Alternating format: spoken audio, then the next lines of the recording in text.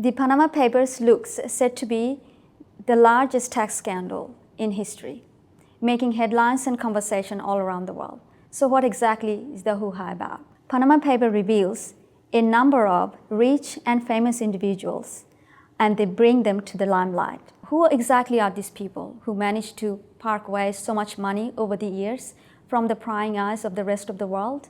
Well, this involves the government officials, the political leaders, as well as movie actors, elite athletes, and business tycoons. So what exactly can we do to stop this?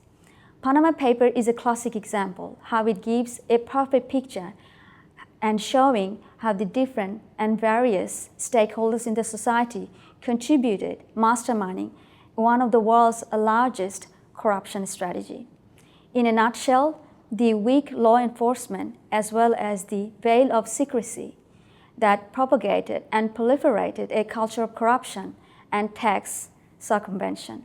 It is easy to point fingers at Panama, but most importantly is the local government and also the international governments needs to investigate thoroughly that whether the government is playing any role to promote this kind of activities. The significant tax laws that the government missed out on, which otherwise could have been used for education and hospitals as well as pension systems and so forth, is a big worry.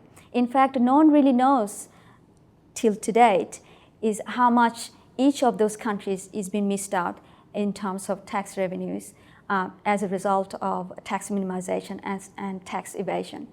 And in fact, this is at the core of my research at the University of Sydney Business School.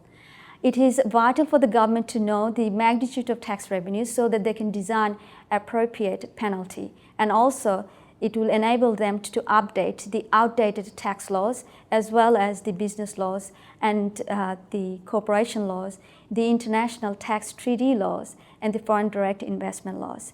We have to act collaboratively and make sure that the interpretation is uniform and consistent across jurisdiction. Otherwise, this problem will persist. In fact, we can't act alone. If we do act alone, then we'll be cornering ourselves and we will face the effect of spillover. Finally, serious question is to be asked how the law firms, the accounting firms, and big banks who helped to transfer all this money, individuals as well as corporations in tax haven countries, were allowed in the first place to sell such kind of services.